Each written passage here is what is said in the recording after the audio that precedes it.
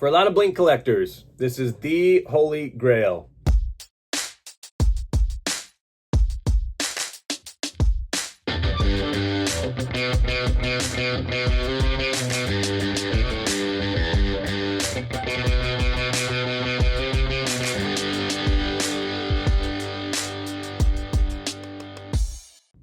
What's happening, folks? Welcome back to the 182 News YouTube page. I appreciate you checking out this video. Today, I want to talk about one of my favorite Blink subjects, the 1994 Buddhacassette. I did a video on this a few years back, as well as a podcast titled The blink-182 Buddha Tape Mystery.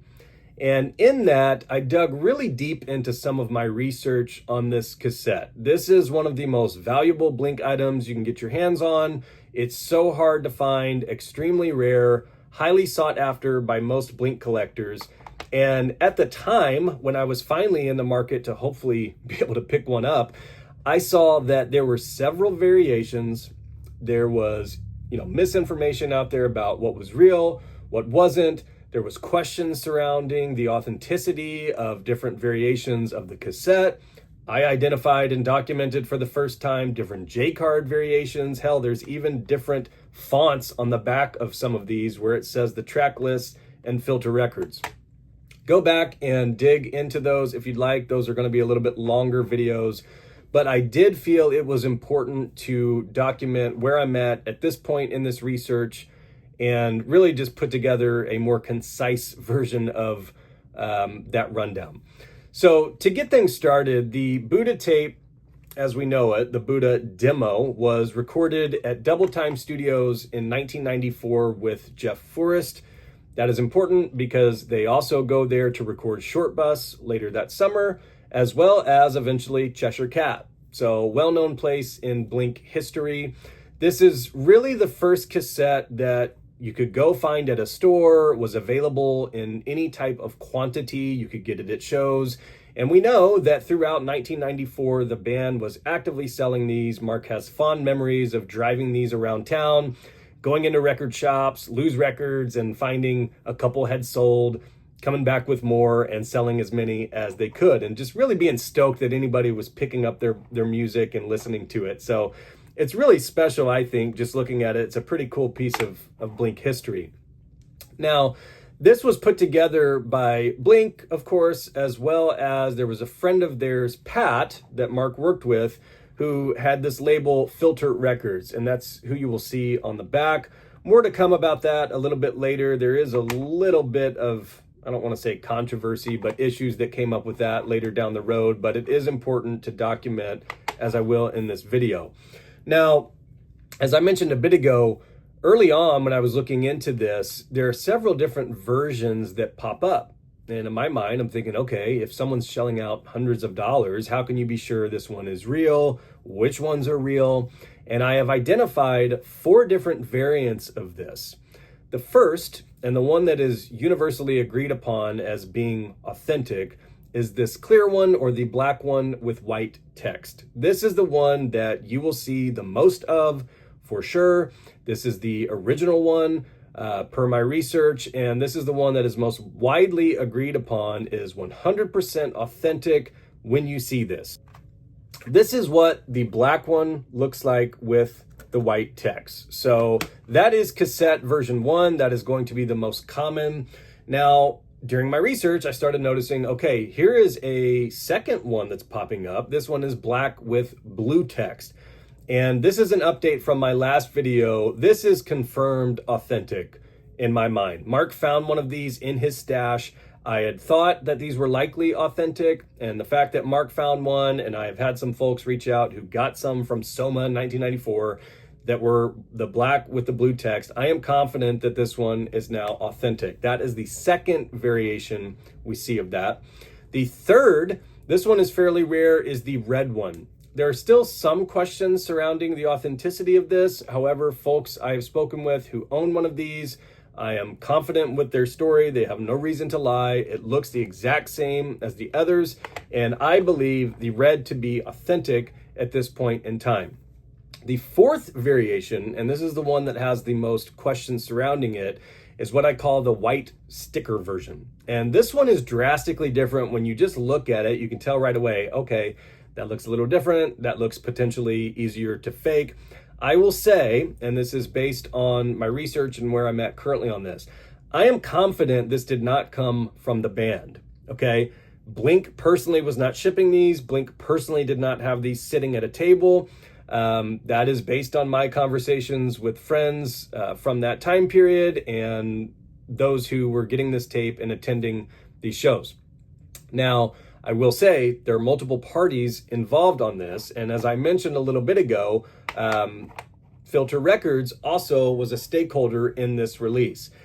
At this point in time, I am confident it did not come from Blink. However, I do suspect it is an official release per se, perhaps on the Filter side of things. I have people on the record reaching out to me and who have showed me pictures that they got this directly from Filter Records. So at this point in time in my research, the white sticker one, I believe to be authentic in some capacity, however, not directly from the band. The end of my last video, we had mentioned, myself along with longtime friend of the podcast, Davy Jones, really the only way that's going to be possible to prove this is going to be to rip it and do a spectral analysis and see if it's truly a first gen dub of this cassette. But really, even if it's not, it still could have been dubbed by someone and then sent out. So at this point, I think from a confidence level, if you're a collector or thinking about getting it, I think it's an important piece to pick up regardless. I mean, it's still very rare. Of the four, the white sticker one is the one that does pop up and does have questions surrounding its authenticity.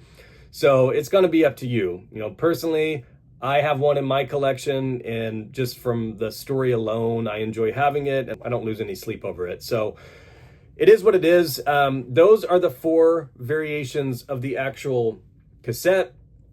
At one point I had asked Mark, did he recall any of the different variants or different colors? He said he couldn't recall. They pressed them when they could in batches. However, he did note that there were potentially different colors, which is important. So at this stage in the research, black with white text, 100% authentic in my opinion. Black with blue text, 100% authentic. Red, 98.999% authentic in my opinion, likely even 100. The white sticker one, I am very confident this did not come from the band. However, I do think there is a very, very good chance it came from those who had a stake in the release. And that's about all I can say about it in the best way I can put it. So I will leave it up to you. I will note there are definitely fakes of these floating around. And this is the part of collecting and just documenting this stuff that sucks. I saw the same thing happen with my autograph exemplars that I was putting out there. I try to put this information out there to help other collectors. And what I find is forgers use it to basically use as a guide to fake the stuff, which sucks. And so since the last videos and since some of the pictures that I had shared and posted, I've actually seen fakes of the black and white tape, which is scary. They were very good ones. I think of the four, I have definitely seen white sticker tapes that I would consider fake. So be extremely careful. A lot of this stuff from the early days, 1993 through 1995, essentially, if you're not getting it directly from somebody who is from that area or was friends with the band during that time period, be very, very skeptical. As always, when it comes to OG items or authenticity, my advice is always to join collector groups, befriend hardcore collectors like myself. I'm always happy to help when I can. That's honestly the best way to go about the authenticity on some of these items. It can just be really scary. And when you're talking hundreds, potentially thousands of dollars on some of these items, I don't want to see kids getting ripped off. It sucks. It genuinely sucks. So be very careful if you have an opportunity to pick one of these up. The J cards themselves are going to be the next thing I want to hit on. As I was identifying these different variants, I was also noticing there are different J cards in amongst themselves. There are 3 that I've identified that have this original filter backing. And when you look at the back, there are 2 different fonts that you will see on these Buddha tapes. This first one here has just the filter. There is a dotted line. And on that one, which I consider the original, you will see 3 different J-card pictures on the inside. The first is this colored one of the dude standing there. These were taken by a friend of the band, Cam Jones, as well as their friend Carrie Key, who took this second blurry version. You will also see a third version that has that same photo purple, which is very odd to me, but those are the 3 that we see. There is also a second version of this J-card that has the filter records with a solid line that looks like this. This one, there are 2 variants of. There is the colored version, the same colored version. And then on the white cassette, there is a version of this that has that same filter backing. However, blink is cut off at the top. That's a great way to identify these white sticker variations immediately. As soon as I see the front of one of those and that top part is cut off, I see right away that's a white sticker one. Those always come with those, which is very, very interesting. Those are the different J-card variations. It's just subtle differences like that that are just so mind-boggling to me. In 1994, it's such a short run that these are being dispersed, and the J-card had switched multiple times. So it's really interesting. Next, let's talk about the insert. This is a really important add-on. These can add value to some of these if you happen to get a chance to pick one up. This is just the Buddha insert. These were folded up and put on the inside. This one I have right here still has one. This is what it will look like folded up. There are 2 different versions of this I have seen. There's one that really I consider the original, and that has a lavender tint to it. You can kind of see it. There's a great photo here of Mark putting these together on his floor, surrounded by family. They're folding these up. They're putting the J cards in. This is the purple insert. If you have one of these, similar to what we'll see in Short Bus, which I think I might do a video on next, the insert itself will add value. As silly as that sounds, a piece of paper will add value to the release for collectors. There's a second insert that I see on some of these, and it's a white one. And for years, I had always kind of read and heard, like, if it's white, it's probably fake. I will say, based on my research and the ones that I have seen, I do think these white ones can be authentic. Now, it's going to be very difficult to tell on some, but I have seen enough of these, and I have seen enough photos and firsthand information of folks providing scans and good pictures to me that I do think at some point when the band ran out of the lavender ones, they likely photocopied another set and started shoving them in there. This is 1994. I don't think they were thinking too much about, oh, we need lavender colored paper for these. Like, I think they just ran off more and shoved them in there when they could. I will note, however, I've definitely seen fakes of this insert, and the same goes for Short Bus. Whenever I get to that release, there are definitely photocopies because it is that easy. I mean, these were literally ran off at Kinko's, hand copied by the band. So it is very, very, very easy to fake. And that is why you definitely need to be extremely careful if you're buying these. Again, I cannot reiterate enough how important it is to know the source.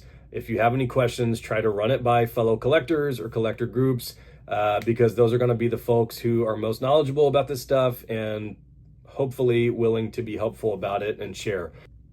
One of the things that I love about this insert is there's just a massive list of thank yous in here, which are really cool. One of the things when I was rereading this that stood out to me is they thank Alice in Wonderland, especially Cheshire Cat. A bit of foreshadowing there, which is kind of cool. I always appreciate reading through these, just seeing who's thanked at the time. Blink typically adds some humor in these when you get to the liner notes and thank yous. So I thought that was pretty cool. But yeah, the insert in and of itself is definitely a cool piece to have. If you have a chance to pick up a Buddhacassette and it still has that in good condition and hopefully an original, I think it does definitely add some value to the item and makes it pretty special. As far as timing of these, We do know, I mean, it was recorded in January 1994. We know it was available early 1994, probably as soon as they could get it out. And then really, it's that year where it's available at shows. They're driving it around, they're pushing it. By the end of 1994, they are signed to Cargo. They're starting to work on Cheshire Cat. And by February, Cheshire Cat is out on CD, cassette, and they're rolling. And really, as far as coming directly from Blink, Buddha is no longer on the table.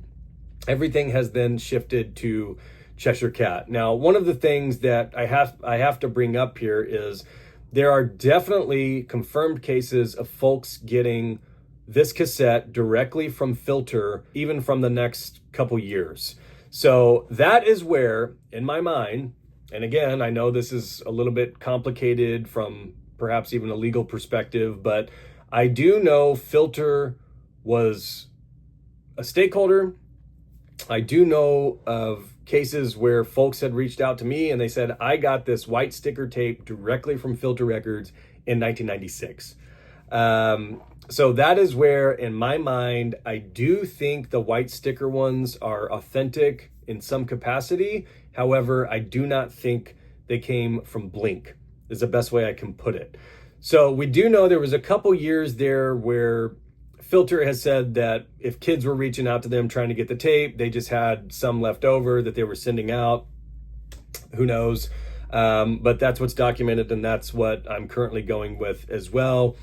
As we know, Kung Fu eventually gets the rights to re-release this in some capacity, and that is the Buddha that most folks know today. You can get it on CD, streaming, vinyl. There's a million presses of it. That is the Kung Fu release. The front was tweaked. Couple songs gone, and that's kind of where we are as far as today goes. Now, one of the things that I get asked about often is how many of these do you think were made? And I think even on Discogs, I haven't looked recently, but for a while it said there were 1,000 of these, and there is no way, in my opinion, there is 1,000 of these. I have talked to Mark about it. He agrees. There's no chance. I would think, shooting high, I would guess 200 to 300 of these were made at the very, very most. Honestly, I think it's much lower. I would say probably 100 or less.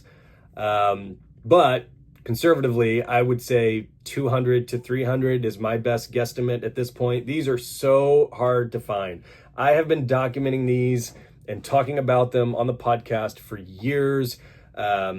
I've been reached out to by fellow folks in that scene from that time period. I've been keeping an eye on the recent sales of these and everything, and it is so hard to find one of these. It is so rare for these to pop up. And one of the things that I had noted in my last video is Short Bus had 1,000 copies made, and it pops up pretty often. I mean, Short Bus is rare, but if you want one, I mean, if you want to get your hands on one, and you're ready to shell out the dough when it's time, you can get your hands on one of those probably 4 or 5 times a year. These, I've gone years without ever seeing one publicly available. It's very, very hard to get your hands on, much less knowing how many have actually survived. I mean, tons of these were probably tossed, sitting at a Goodwill in SoCal for years. So yeah, the amount that actually survived to this day, we were talking 30 years ago, the amount of these that have survived to this day and still have the J card in the case, much less the actual insert, I would not be surprised if it's 30 or 40 of these, to be honest. Really, really iconic piece of Blink history. This is the cassette that Bram Goodis of Cargo Records was given by Mark. This led to them being signed to Cargo Records, which obviously led to the Cheshire Cat release. So an important release in Blink history.